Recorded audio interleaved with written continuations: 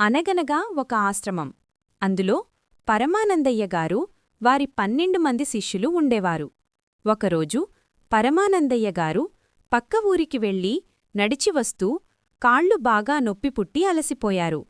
ఆశ్రమానికి రాగానే, అబ్బా, నా కాళ్ళు ఇకపై నేనింత దూరం నడవలేను నాయనలారా అని మూలుగుతూ కూర్చున్నారు.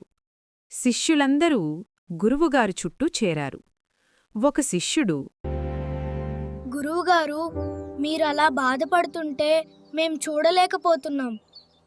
మరొక శిష్యుడు, అవును గురువుగారు, మీకోసం మేము ఒక వాహనం ఏర్పాటు చేయాలి. ఒక గుర్రాన్ని కొందాం.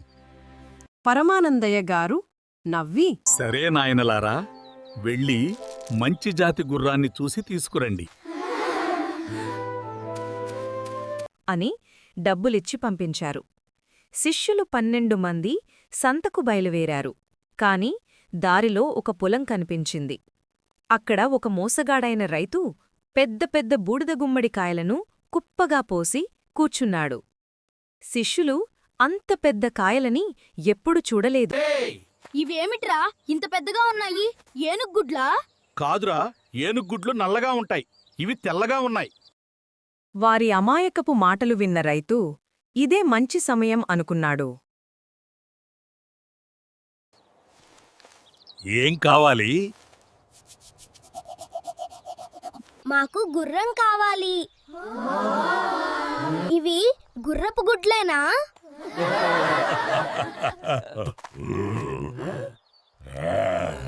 రైతు నవ్వు ఆపుకుని గంభీరంగా ముఖం పెట్టి, అబ్బో, మీరు చాలా తెలివైనవారు. అవును, ఇవి మేలుజాతి గుర్రపు గుడ్లు, ఇప్పుడే కాశ్మీర్ నుంచి వచ్చాయి. అవునా? మరి దీని ఖరీదెంత? మామూలుగా అయితే 100 వరహాలు, కాని మీకోసం కాబట్టి 50 వరహాలకే ఇస్తాను. కాని ఒక షరతు, దీన్ని చాలా జాగ్రత్తగా తీసుకెళ్ళాలి. దారిలో కదిలితే లోపల ఉన్న పిల్లకి తల తిరుగుతుంది.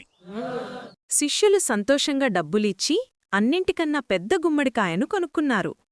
గుమ్మడికాయను ఒక శిష్యుడు తలమీద పెట్టుకున్నాడు. మిగిలిన 11 మంది అతనికి రక్షణగా జాగ్రత్త! జాగ్రత్త!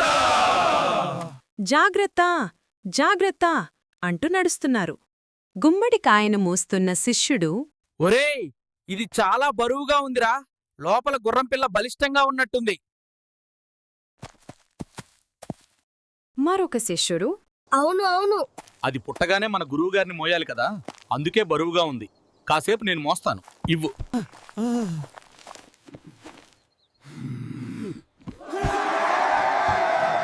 అలా ఒకరి తర్వాత ఒకరు మార్చుకుంటూ ఒక దట్టమైన అడవిదారిలో వెళ్తున్నారు. అప్పటికి బాగా ఎండగా ఉంది. ఒక శిష్యుడు గుమ్మడికాయను తలమీద పెట్టుకుని నడుస్తూ ఉండగా రాయి తగిలి కాలు జారింది. అమ్మో! అమ్మో అంటూ ఒక్కసారిగా తూలిపడ్డాడు. తలమీద ఉన్న గుమ్మడికాయ ధభీం మనికేంగా ఉన్న రాళ్లమీద పడింది. అది ముక్కలు ముక్కలుగా పగిలిపోయింది. సరిగ్గా ఆ రాళ్ల వెనుక పొదల్లో నిద్రపోతున్న ఒక కుందేలు ఆ శబ్దానికి హడలిపోయి చటుక్కున బయటకు దూకి చెవులని రిక్కించి పరుగు తీసింది. శిష్యులు అది చూసి భ్రమపడ్డారు. అందరూ కలిసి ఆ కుందేలు వెనకాల పడ్డారు. అదిగో, గుర్రపిల్ల గుడ్డు పగిలి బయటకొచ్చింది. పట్టుకోండి, పట్టుకోండి, అది అడవిలోకి పారిపోతోంది. చూడండి, దాని చెవులు ఎంత పొడవుగా ఉన్నాయో. ఖచ్చితంగా ఇది అరబ్బీ గుర్రమే అని అరుస్తూ పరిగెత్తారు. కాని కుందేలు దొరుకుతుందా? అది ముళ్లపొదల్లోకి దూరి మాయమైపోయింది. శిష్యులందరూ బట్టలు చింపుకొని గీరుకుపోయిన మొహాలతో ఏడుస్తూ కూర్చున్నారు. అయ్యో, అంత ఖరీదైన గుర్రంపిల్ల చేజారిపోయిందే అని బావురుమన్నారు. ఏడుస్తూ ఆశ్రమానికి చేరిన శిష్యులను చూసి పరమానందయ్య గారు కంగారుపడ్డారు. ఏమైంది నాయనలారా, దొంగలు కొట్టారా? అని అడిగారు.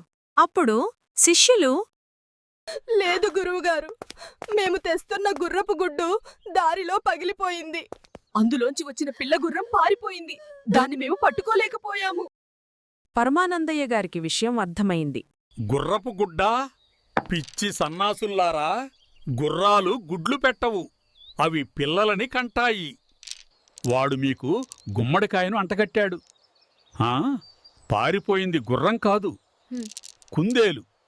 శిష్యులు ఒకరి ముఖం ఒకరు చూసుకున్నారు. ఒక శిష్యుడు, అబ్బా గురువుగారు ఎంత తెలివైనవారు! అది గుర్రం కాదని కుందేలు అని ఇక్కడ కూర్చునే చెప్పేశారు. అని మళ్ళీ గురువుగారిని పొగడటం మొదలుపెట్టారు. పరమానందయ్య గారు తల పట్టుకుని లోపలికి వెళ్ళిపోయారు.